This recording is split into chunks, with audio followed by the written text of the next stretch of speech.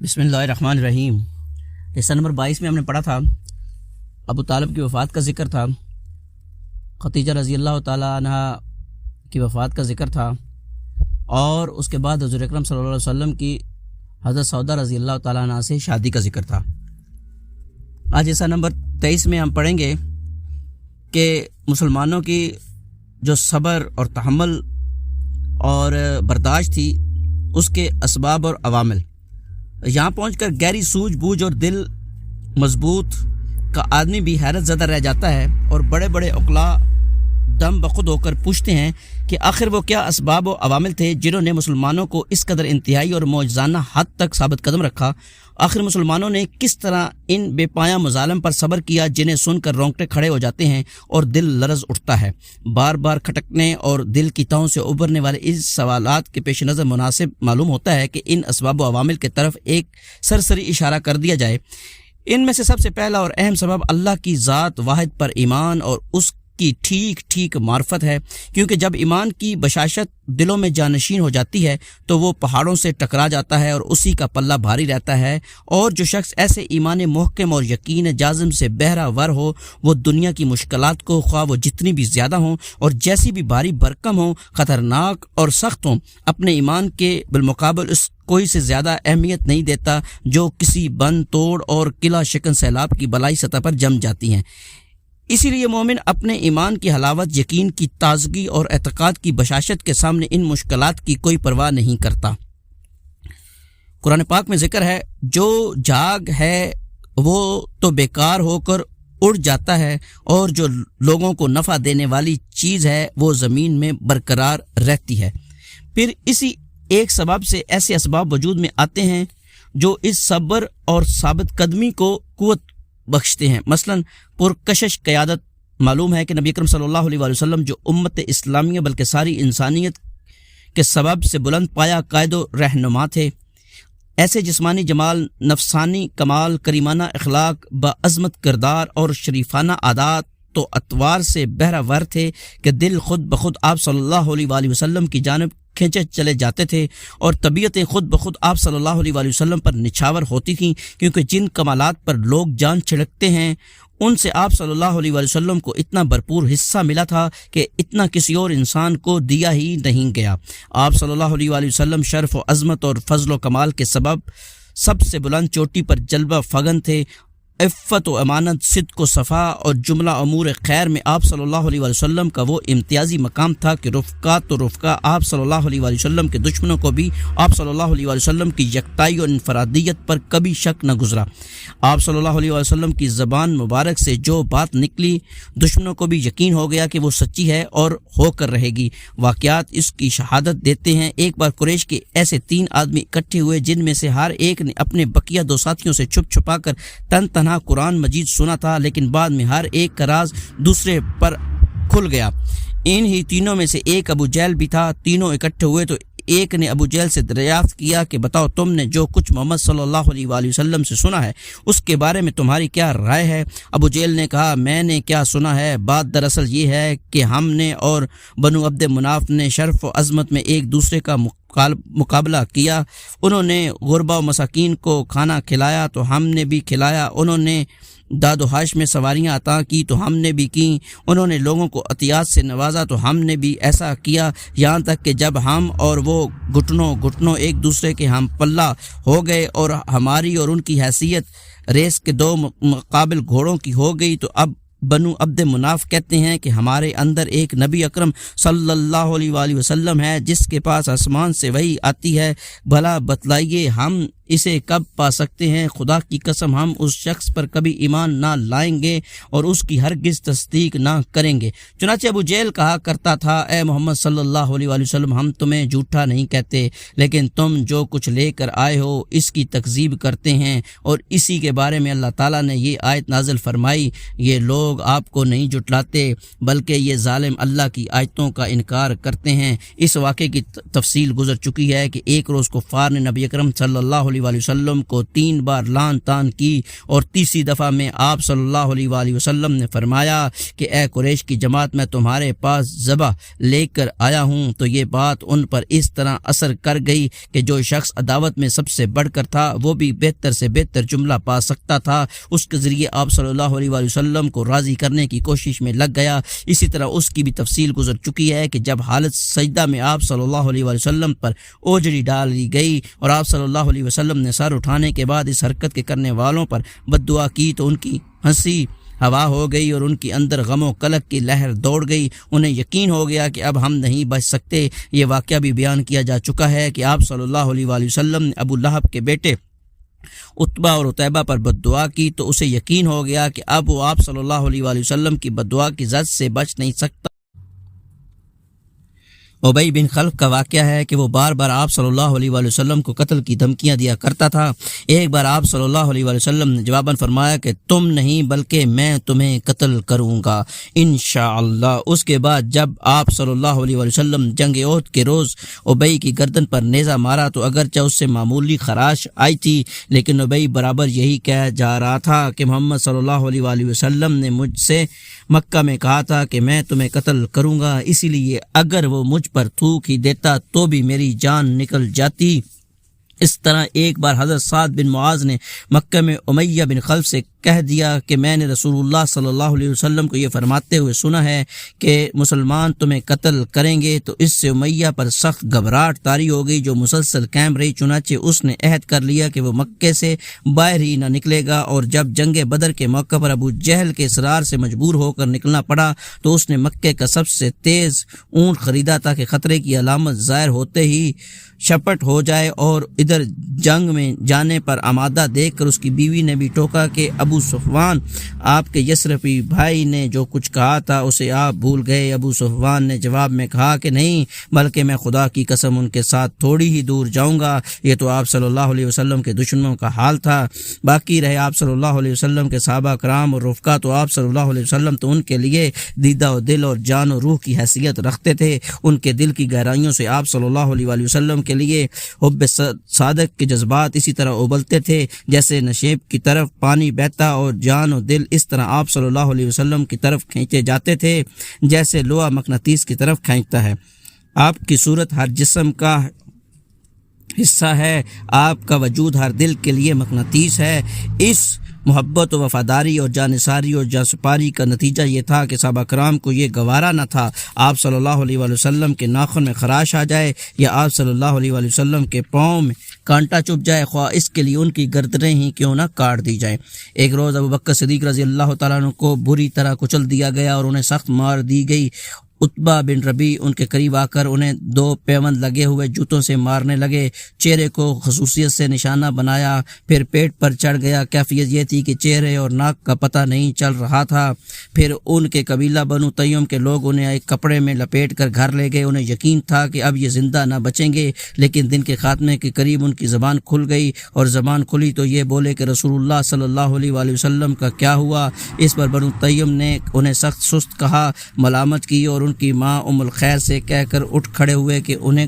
کچھ کھلا پلا دینا۔ جب وہ تنہا رہ گئیں تو انہوں نے ابو بکر صدیق رضی اللہ تعالیٰ عنہ سے کھانے پینے کے لیے اصرار کیا، لیکن ابو بکر صدیق رضی اللہ تعالیٰ عنہ یہی کہتے رہے کہ رسول اللہ صلی اللہ علیہ وآلہ وسلم کا کیا ہوا؟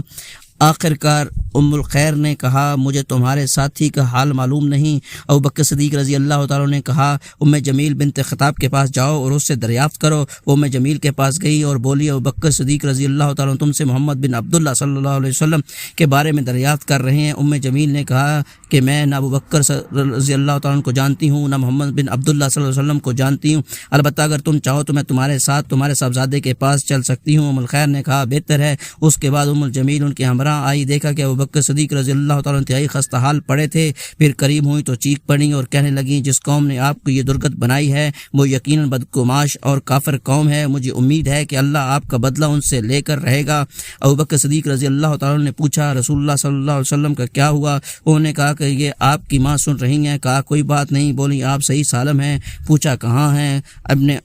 ارقم کے گھر میں ہیں۔ ابو بکر صدیق رضی اللہ تعالیٰ نے فرمایا اچھا تو پھر اللہ کے لیے مجھ پر عہد ہے کہ میں نہ کچھ کھاؤں گا نہ کچھ پیوں گا یہاں تک کہ رسول اللہ صلی اللہ علیہ وسلم کی خدمت میں حاضر ہو جاؤں۔ اس کے بعد ام الخیر اور ام الجمیل رکی رہیں۔ جب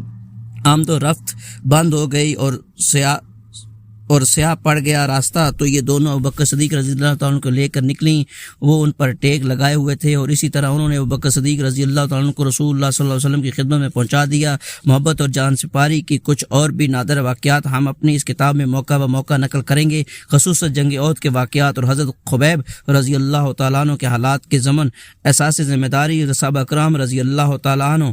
جانتے تھے کہ مشت خاک جسے انسان کہا جاتا ہے اس پر کتنی بھاری بھرکم اور زبردست ذمہ داریاں ہیں، اور یہ کہ ان ذمہ داریوں سے کسی صورت میں گریز اور پہلو طئی نہیں کی جا سکتی، کیونکہ اس گریز کی جو نتائج ہوں گے وہ موجودہ ظلم و ستم سے زیادہ خوفناک اور ہلاکت آفریں ہوں گے، اور اس گریز کے بعد خود ان کی اور ساری انسانیت کو جو خسارہ لاحق ہوگا اس قدر شدید ہوگا کہ اس ذمہ داری کے نتیجے میں پیش آنے والی مشکلات اس خسارے کے مقابل کوئی حیثیت نہیں رکھتی۔ آخرت پر ایمان جو مذکورہ احساس ذمہ داری کی تقویت کا باعث تھا، صحابہ کرام رضی اللہ تعالیٰ عنہ اس بات کا غیر متزلزل یقین رکھتے تھے کہ انہیں رب العالمین کے سامنے کھڑا ہونا ہے، پھر ان کے چھوٹے بڑے اور معمولی اور غیر معمولی ہر طرح کے اعمال کا حساب لیا جائے گا۔ اس کے بعد یا تو نعمتوں بھری دائمی جنت ہوگی یا عذاب سے بھڑکتی ہوئی جہنم۔ اس یقین کا نتیجہ یہ تھا کہ صحابہ کرام رضی اللہ تعالیٰ عنہ اپنی زندگیوں میں امیدوں کی حالت میں گزارتے تھے، یعنی اپنے پروردگار کی رحمت کی امید رکھتے تھے اور اس کے عذاب کا خوف، اور ان کی کیفیت وہی رہتی تھی جو اس آیت میں بیان کی گئی ہے۔ اور جو کچھ کرتے ہیں دل کے اس خوف کے ساتھ کرتے ہیں کہ انہیں اپنے رب کے پاس پلٹ کر جانا ہے۔ انہیں اس کا بھی یقین تھا کہ دنیا اپنی ساری نعمتوں اور مصیبتوں سمیت آخرت کے مقابلے میں مچھر کے پر کے برابر بھی نہیں، اور یہ یقین اتنا پختہ تھا کہ اس کے سامنے دنیا کی ساری مشکلات، مشقتیں اور تلخیاں ہیج تھیں، اس لیے وہ ان مشکلات اور تلخیوں کو کوئی حیثیت نہیں دیتے تھے۔ انہی سے پرخطر مشکل ترین اور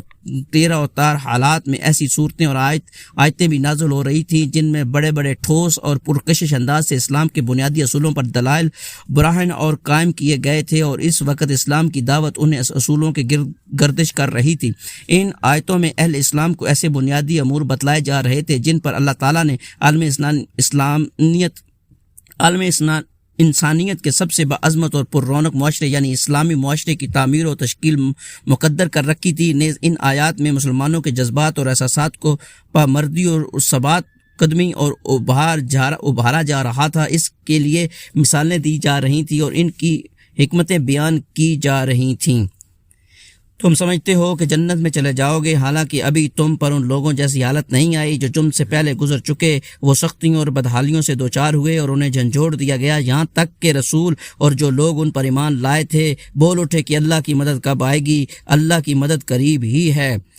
الف لام میم، کیا لوگوں نے یہ سمجھ رکھا ہے کہ انہیں یہ کہنے پر چھوڑ دیا جائے گا کہ ہم ایمان لائے اور ان کی آزمائش نہیں کی جائے گی، حالانکہ ان سے پہلے جو لوگ تھے ہم نے ان کی آزمائش کی، لہذا ان کے بارے میں بھی اللہ یہ ضرور معلوم کرے گا کہ کن لوگوں نے سچ کہا، اور یہ بھی ضرور معلوم کرے گا کہ کن لوگوں نے جھوٹ بولا۔ اور انہیں نے پہلو بپہلو ایسی آیات کا نزول بھی ہو رہا تھا کہ جن میں کفار و معاندین کے اعتراضات کے دندان شکن جواب دیے گئے تھے، ان کے لیے کوئی ہیلہ باقی نہیں چھوڑا گیا تھا، اور انہیں بڑے واضح اور دو ٹوک الفاظ میں بتلا دیا گیا تھا کہ اگر وہ اپنی گمراہی اور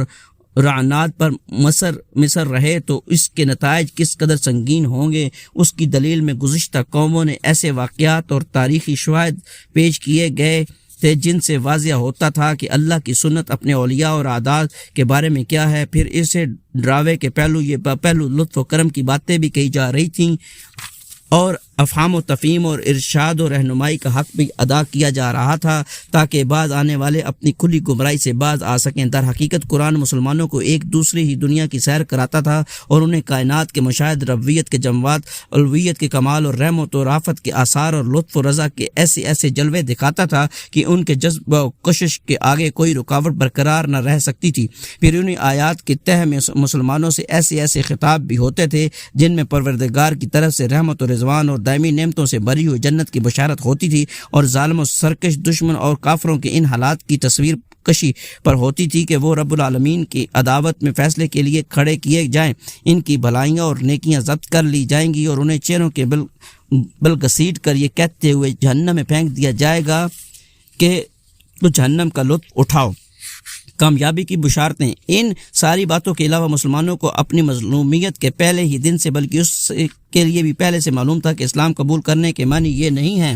کہ دائمی مصائب اور ہلاکت خیزیاں مول لی گئی ہیں، بلکہ اسلامی دعوت اور روز اول سے جاہلیت و جہلا اور اس کے ظالمانہ نظام کے خاتمے کا عزائم رکھتی ہے، اور اس دعوت کا ایک اہم نشانہ یہ بھی ہے کہ وہ روئے زمین پر اپنا اثر و نفوذ پھیلائے اور دنیا کے سیاسی موقوف پر اس طرح غالب آ جائے کہ انسانی جمعیت اور اقوام عالم کو اللہ کی مرضی کی طرف لے جا سکے اور انہیں بندوں کی بندگی سے نکار کر اللہ کی بندگی میں داخل کر سکے۔ قرآن مجید میں بشارتیں ہیں کبھی اشارتاً اور کبھی صراحتاً نازل ہوئی تھیں، چنانچہ ایک طرف حالات یہ تھے کہ مسلمانوں پر پوری روئے زمین میں اپنی ساری وسعتوں کے باوجود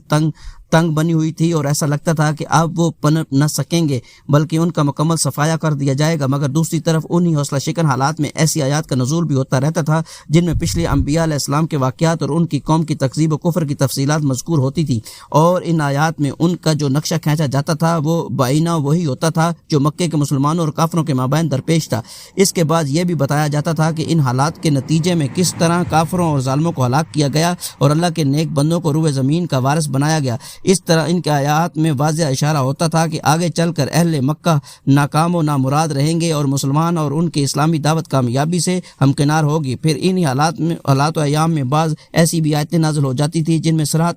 کے ساتھ اہل ایمان کے غلبے کی بشارت موجود ہوتی تھی۔ مثلا اللہ تعالیٰ کا ارشاد ہے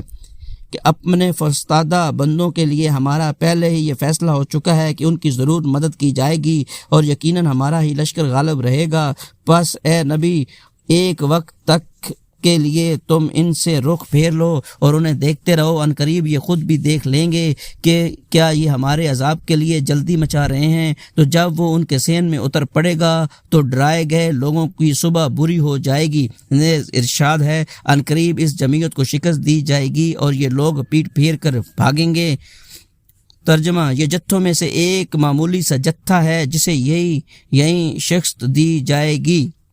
مہاجرین حبشہ کے بارے میں ارشاد ہوا جن لوگوں نے مظلومیت کے بعد اللہ کی راہ میں ہجرت کی، ہم انہیں یقیناً دنیا میں بہترین ٹھکانہ عطا فرمائیں گے اور آخرت کا اجر بہت ہی بڑا ہے اگر لوگ جانیں۔ اسی طرح کفار نے رسول اللہ صلی اللہ علیہ وسلم سے حضرت یوسف علیہ السلام کا واقعہ پوچھا تو جواب میں ضمن یہ آیت بھی نازل ہوئی، یوسف اور ان کے بھائیوں کے واقعے میں پوچھنے والوں کے لیے نشانیاں ہیں، یعنی اہل مکہ جو آج حضرت یوسف علیہ السلام کا واقعہ پوچھ رہے ہیں یہ خود بھی اسی طرح ناکام ہوں گے جس طرح حضرت یوسف علیہ السلام کے بھائی ناکام ہوئے تھے، اور ان کی سپر اندازی کا وہی حال ہوگا جو اس کے بھائیوں کا ہوا تھا۔ اور حضرت یوسف علیہ السلام اور ان کے بھائیوں کے واقعے سے عبرت پکڑنی چاہیے کہ ظالم کا حشر کیا ہوتا ہے۔ ایک جگہ پیغمبروں کا تذکرہ کرتے ہوئے ارشاد ہوا، کفار نے اپنے پیغمبروں سے کہا کہ ہم تمہیں اپنی زمین سے ضرور نکال دیں گے یا یہ کہ تم ہماری ملت میں واپس آ جاؤ۔ اس پر ان کے رب نے ان کے پاس وہی بھیجی کہ ہم ظالموں کو یقیناً ہلاک کر دیں گے، یہی وعدہ ہے اس شخص کے لیے جو میرے